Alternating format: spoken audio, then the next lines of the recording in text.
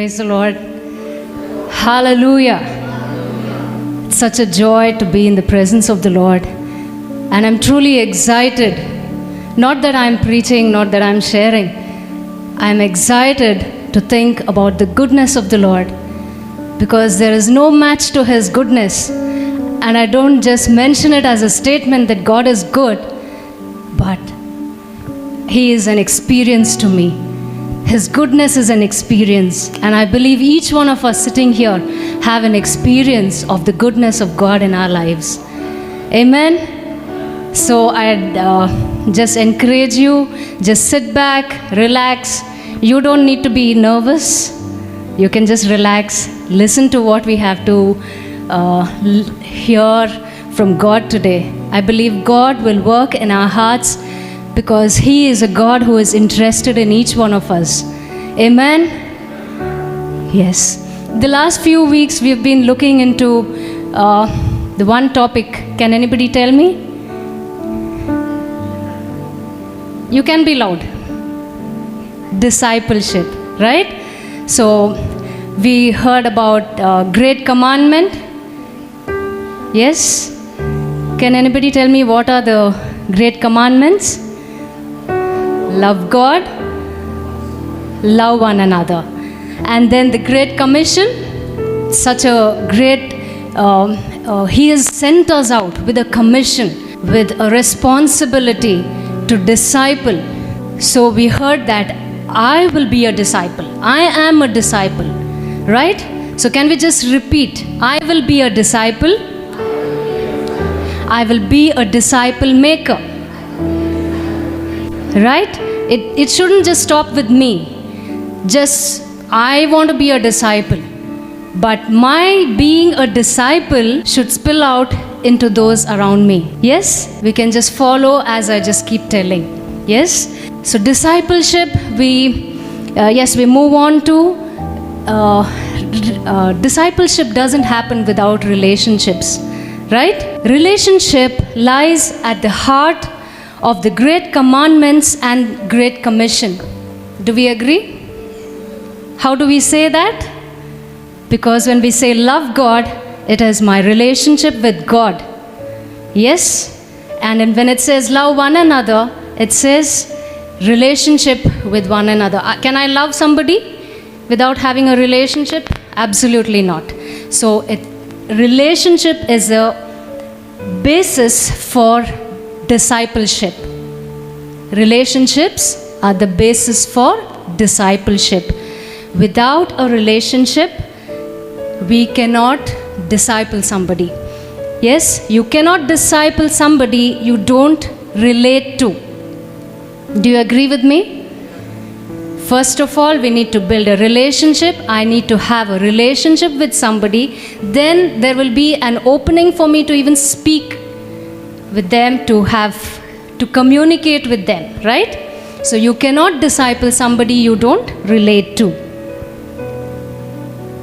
What then is the primary place of relationships to begin disciple making?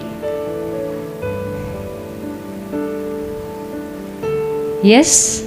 Do you have an answer?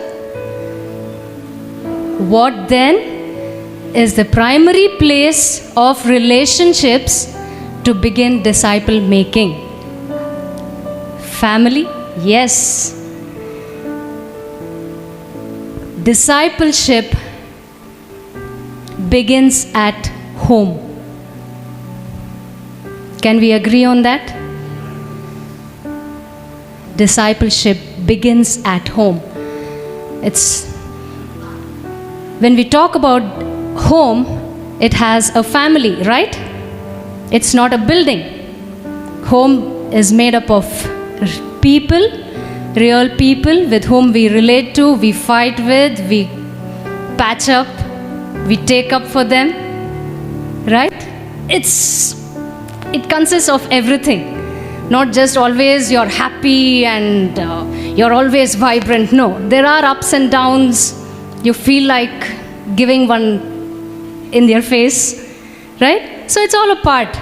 But that's where we see today that discipleship begins at home. Yes, family is God's idea. It's not my idea, not the pastor's idea, not the church, not anybody else, not the community, but we need to settle this, that family is God's idea. The triune God, that is the Father, Son, and Holy Spirit, are a family. Do we agree? Yes, they are the first family. The triune God is the first family. And this God wants to manifest himself through the families of the earth. That is his desire. That is his purpose. That is his plan for mankind. That he would manifest himself through the families of the earth. And then he wants to replicate his kingdom on earth. He has a kingdom there, and he wants that kingdom to be replicated on the earth. And how do we think that can happen? He didn't come and say, this is how it is going to be. He didn't say, I am the king, so you all need to submit to me. No, God has his plans, and when he has those plans, he works those plans through families. So let's just look at a few of the families today whom God chose. Let's look at Adam and Eve. Yes, they were the first family on the earth, Adam and Eve. Can we just read Genesis 1:27-28? So God created man in his own image. In the image of God he created him, male and female he created them. And God blessed them. And God said to them, be fruitful, multiply, and fill the earth, and subdue it, and have dominion over the fish of the sea, and over the birds of the heavens, and over every living thing that moves on the earth. Right? That's exactly what is his kingdom. There is fruitfulness, there is multiplication, it's like it just takes over. There is nothing that is above God, above his kingdom. So that was his idea when he said, be fruitful. That was a blessing that came to Adam and Eve. God said, be fruitful, multiply, fill the earth. And when you fill the earth with what? Not just people. God was not just talking about people. Multiplication happens. Today we have the population explosion. But it's not just about the people. But with real values, the kingdom culture needed to be replicated, needed to be multiplied, so that the things of the earth could be subdued. Right? But then we saw that Adam and Eve failed God through their rebellion. They went away from him, from his presence. So God had to, and as a result of their rebellion, there was a mass destruction, there was wickedness everywhere. There was total disconnect from God, between God and man. Yes? And then we see that God chose Noah's family. Yes? When there was wickedness increasing all over, God was distressed in his heart. It pained him to see how the families of the earth were like just totally in contrast to his nature, to his kingdom. So in Genesis 9 verse 1 and 7 it says, and God blessed Noah and his sons. So this was post-flood. God chose Noah and his family, and he protected them from the flood, and thought that through this family I will re-establish my plans, my purposes to replenish the earth, to subdue it. And that is the same blessing that he blesses that family again with. He says, be fruitful and multiply and replenish the earth. He's coming back to the same blessing that he blessed Adam with. And you be ye fruitful and multiply. Bring forth abundantly in the earth and multiply. Right? And then we see, and yes, before I proceed, I'd like to encourage each one of us, whether we are married or unmarried, today the message is for all of us. Young people, I'd like to encourage you, listen to it very intently, because soon you will be building families of your own. And when we build the family, let's build it on the right foundation. Right? Yes. So then God chose Abraham. Wow, I like this man.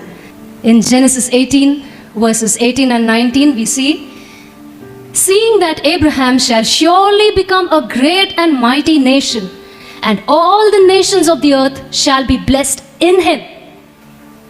For I have chosen him, that he may command his children and his household after him to keep the way of the Lord by doing righteousness and justice, so that the Lord may bring to Abraham what he has promised him. God chose Abraham so that the nations of the earth could be blessed through him. It was not just for Abraham. God was not just interested in Abraham alone, but when God saw Abraham, it says that God saw Abraham and said, surely he will become a great and mighty nation. So when God sees each one of us, he doesn't just see just the mere outward appearance. He knows the potential that he has put in each one of us. So when God saw Abraham, he saw that he would become a great and mighty nation, and all the nations of the earth would be blessed in him. So that was God's plan. That was God's plan for Abraham, that he may command his children. Why did he choose Abraham? Was it just to show him, make him rich, make him prosperous, make him like a big man, a great man? All that came as a part of the blessing that God blessed him with. But there was a purpose why God chose Abraham, that he may command his children and his household after him to keep the way of the Lord. Right? God chose Abraham to teach. There was a responsibility on Abraham to teach and command. What was he supposed to teach? To keep the way of the Lord. Yes, that's what we read in the Great Commission, right? Teach to obey. It was not just teaching. To obey the way of the Lord, to walk in his ways. Whom was he supposed to teach? His children and his household after him for generations. It shouldn't stop just with Abraham. God's plan was not just for Abraham or his son. When God commanded Abraham, he said, teach your children and your entire household after you for the generations. How will it happen? How is that going to happen?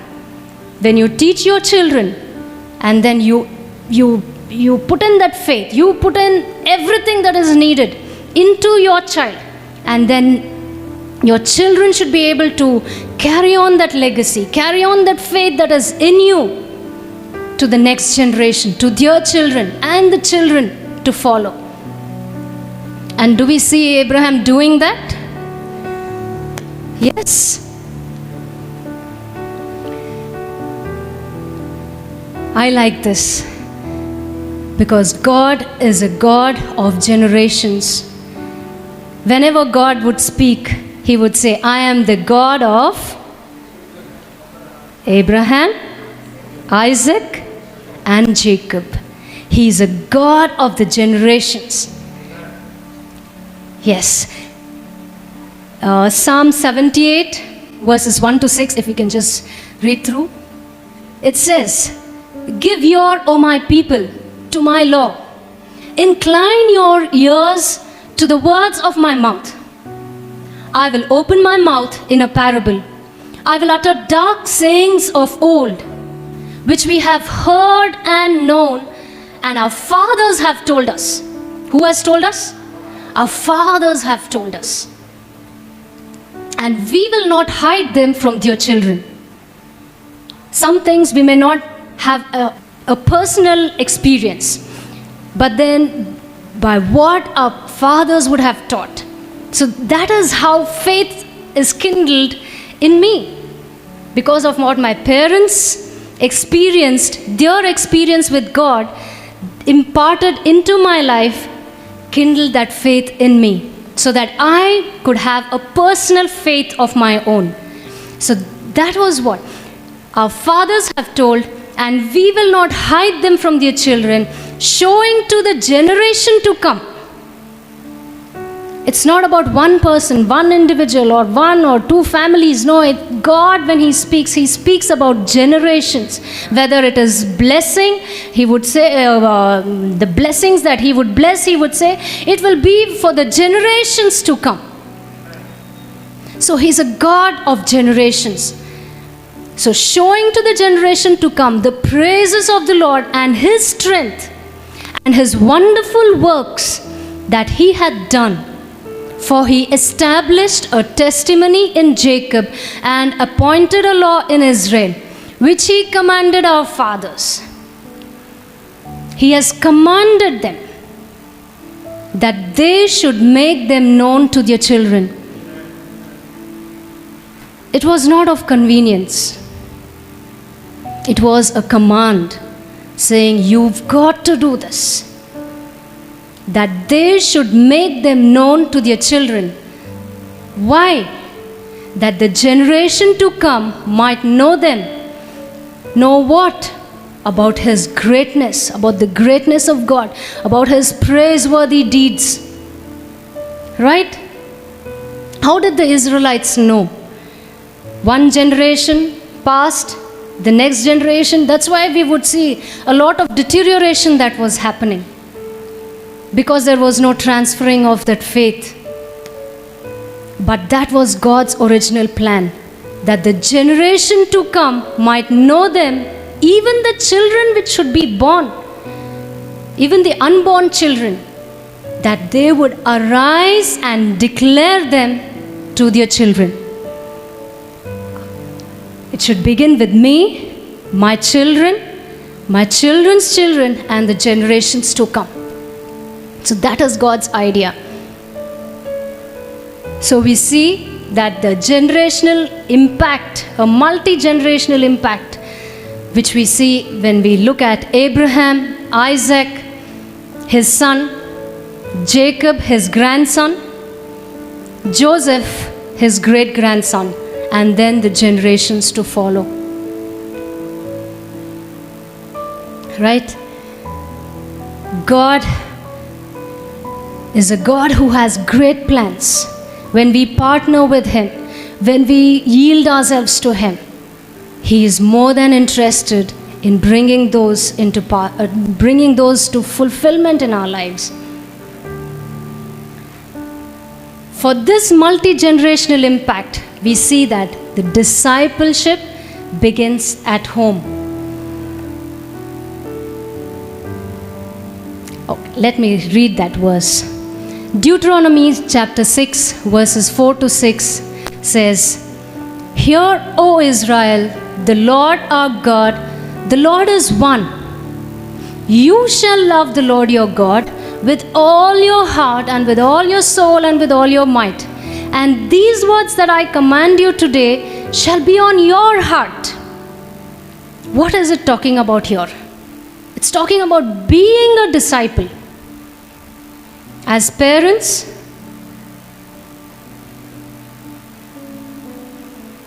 God places that responsibility for us personally to be disciples. I need to be a disciple first. God doesn't move beyond that. He says, first, you shall love the Lord your God.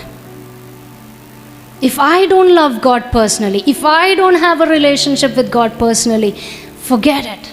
I cannot impart it to my children. I cannot pass it on. If I don't have a personal understanding or revelation of who God is, I cannot make an impression on my child. So he says, these words that I command you today shall be on your heart. He's talking to the parents here. He's telling, it should be first on your heart. And then verse 7 we read, you shall teach them diligently to your children. Who is speaking here? This is God Himself speaking to the parents, to the fathers, the mothers. He's telling, you shall teach them diligently to your children, and shall talk of them when you sit in your house, and when you walk by the way, and when you lie down, and when you arise. You cannot relax. We cannot relax. It's such a responsibility on us as parents.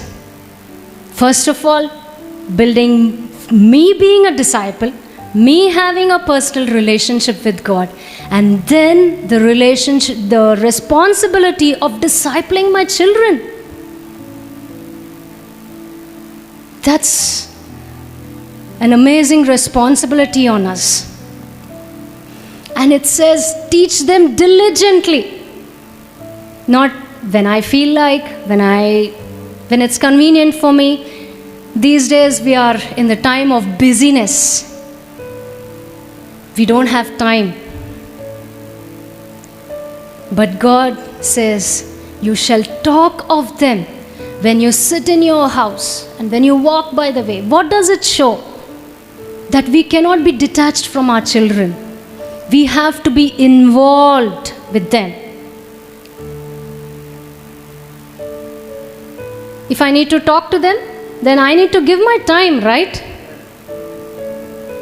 If it says when you're on the way, when you're lying down, when you're getting up, that means I need to share my life with them.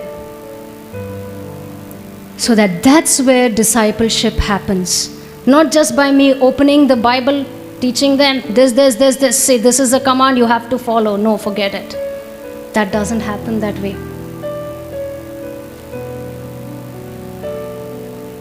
Oh my God.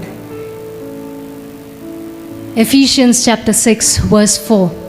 It says, fathers, do not provoke your children to anger, but bring them up in the discipline and instruction of the Lord. It's not only to the fathers, but to the fathers and mothers. We can rephrase it and say, parents, do not provoke your children to anger. But what is it that we've got to do? Bring them up in the discipline and instruction of the Lord. Not just merely providing them with education, not just providing them with their needs, feeding them well. Yes, that is our responsibility. But there is an added responsibility to lead them, to disciple them in the instructions of the Lord. Home is the primary discipleship center, not the church or the children's church or the Sunday school. You may not like to hear this. The primary discipleship center is not the church. Let me repeat it. Discipleship of our children doesn't happen at church.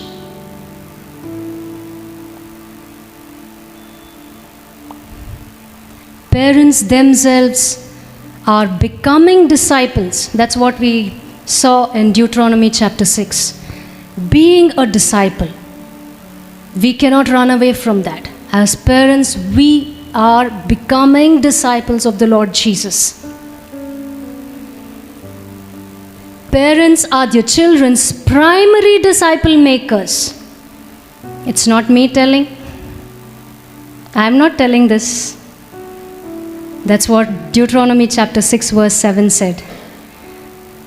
God said that we need to teach our children. Parents are their children's primary disciple makers. I like this.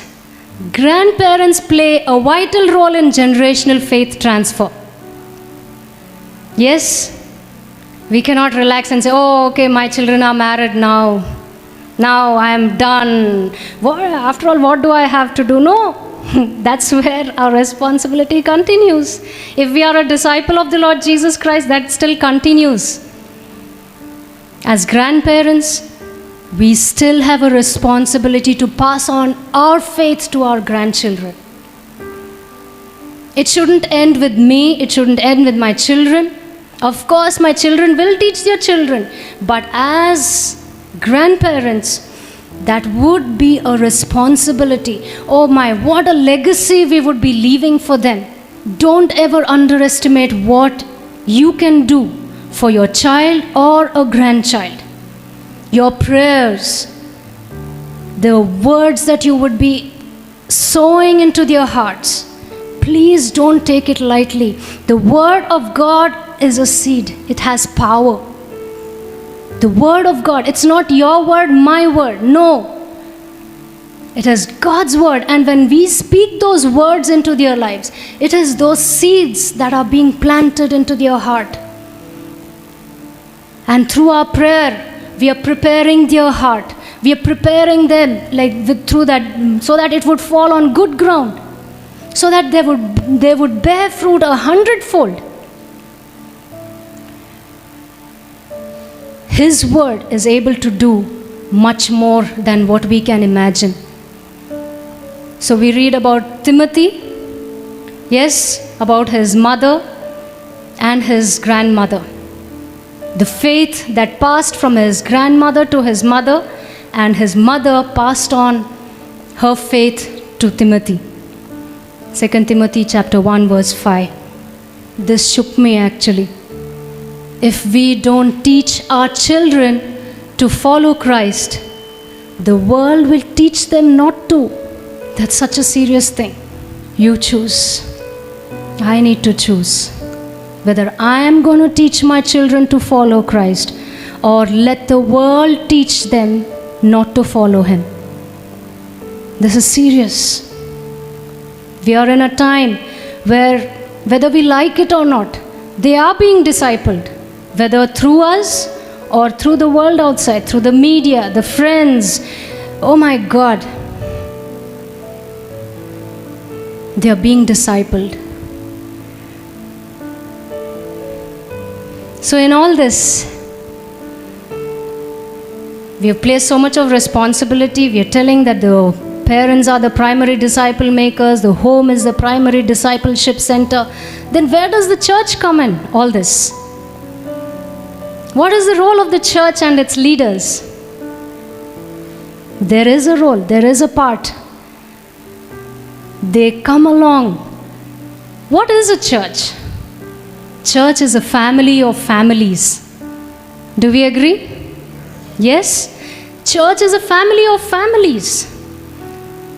So the church will come alongside, the leadership, they will come alongside every family in the church to train them, to equip the parents so that they can be disciples and they can be disciple makers of their children, and to make their home a disciple making center that will impact generations to come.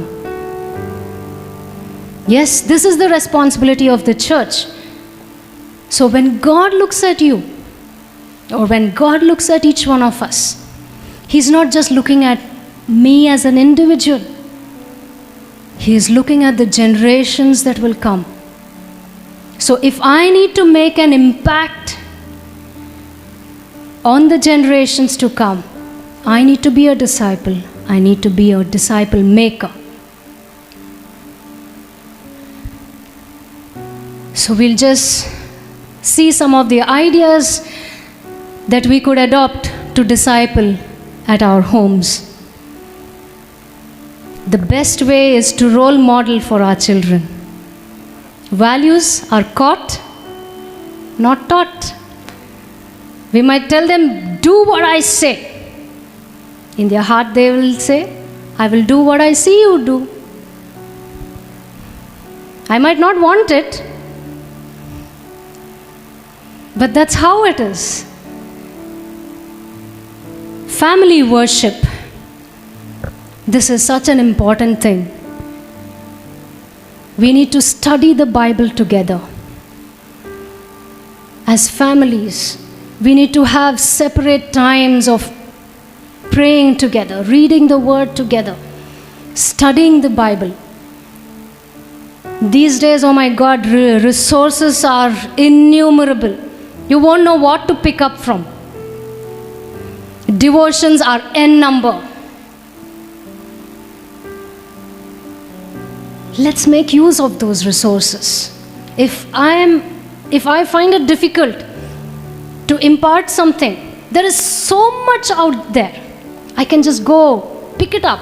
Pick up resources on the net. You have so many things.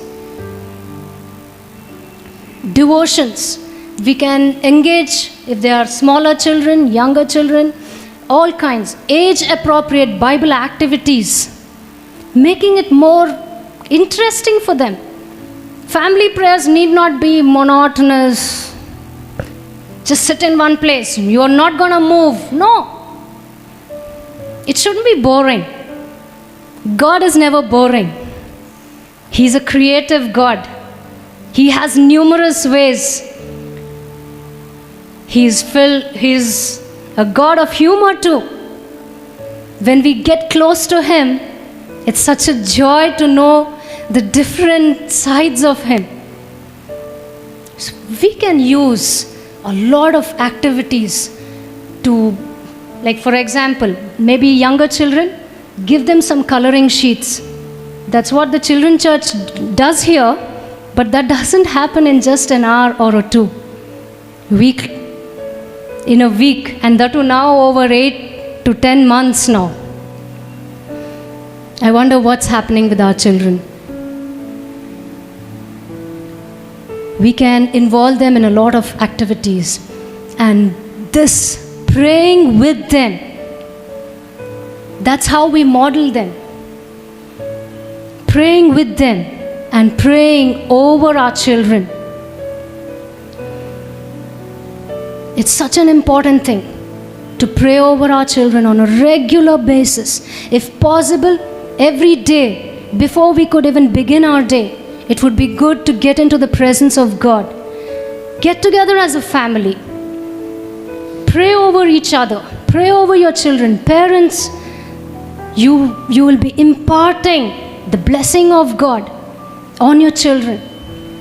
Pray over them. Have interactions. It could be formal interactions or informal.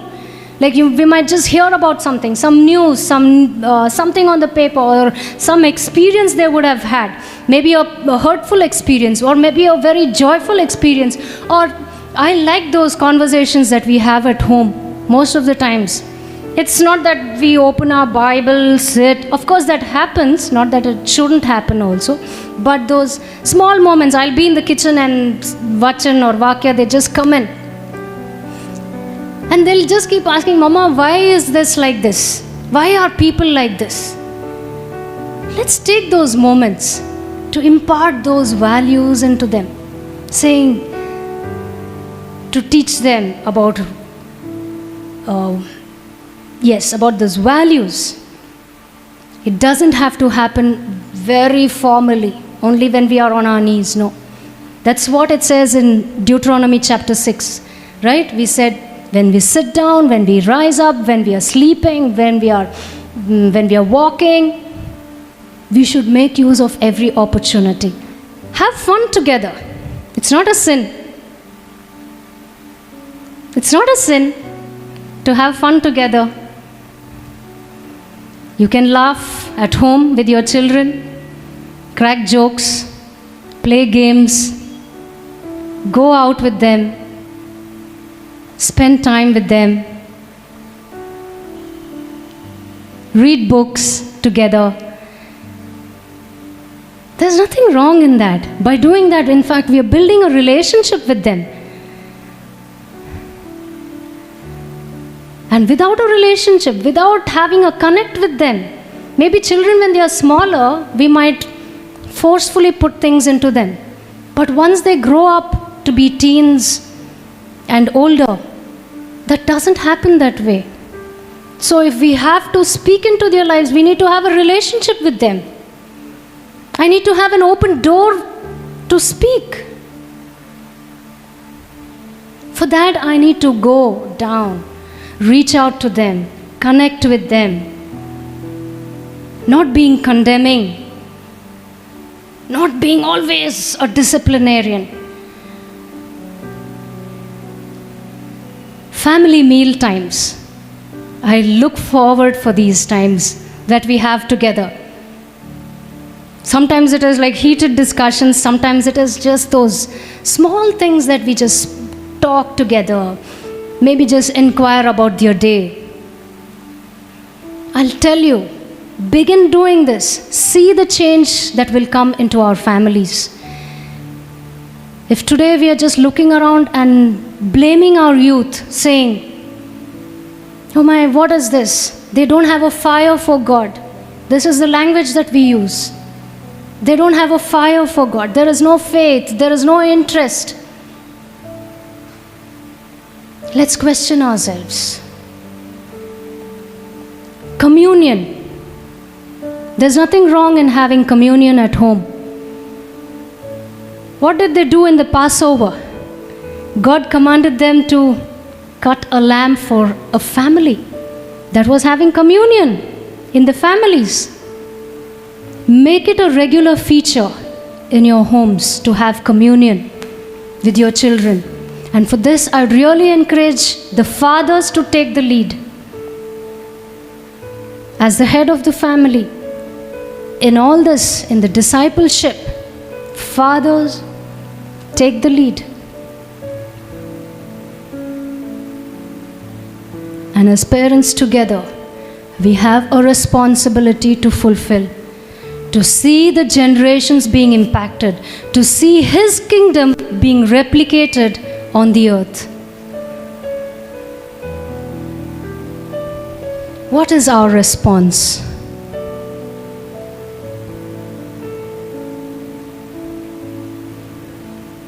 Will you catch the heart of God for your family? Let's pause and think.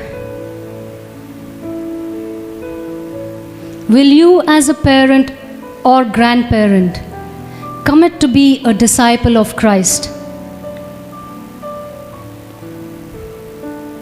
Will you commit to disciple your children? And will you make your home God's disciple-making center to make a multi-generational impact?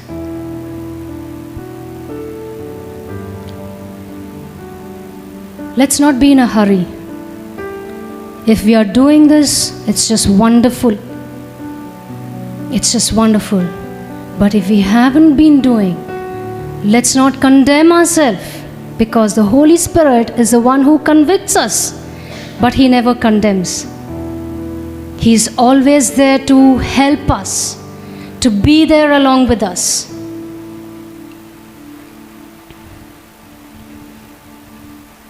Discipleship begins at home. Your home.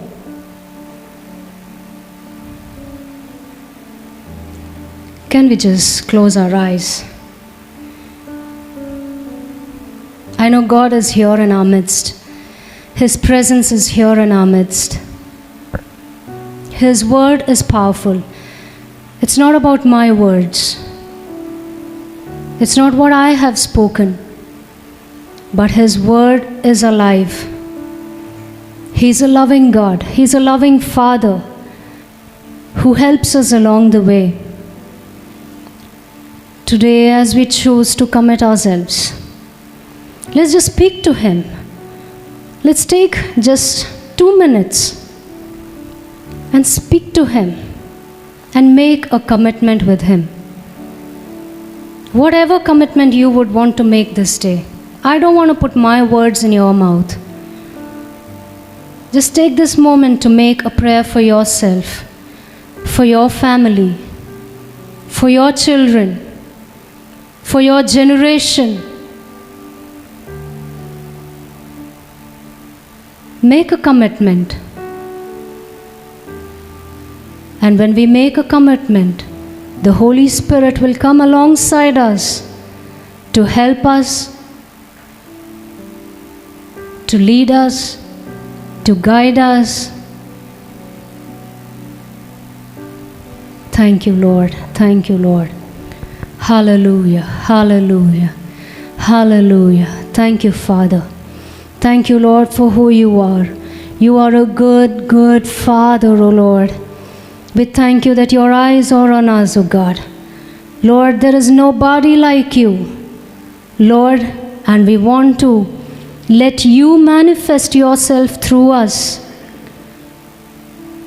into our homes, Lord, into our children's lives, O God, so that we as a family could make an impact in our neighborhood, in our city, and in the nations of the world, O God. We don't know how many of our children, O God, Lord, are called by you to be those nation transforming children. Oh God, we pray today. Lord, we humble ourselves before you. We pray, oh God. Lord, we pray. Lord, we stretch out our hands and we want to take hold of you today so that you would be our guide, that you would teach us, oh God, in the way that we need to go. Lord, as parents, oh Lord, that we would be those true models for our children to follow. They would see you in us, oh God. Let them find God in us so that, Lord, as a transformed family, we could be a transformed church to transform the city and the nations, oh Lord. We thank you and we bless your holy name. In Jesus' mighty name, Father, we pray. Amen. Thank you and God bless you.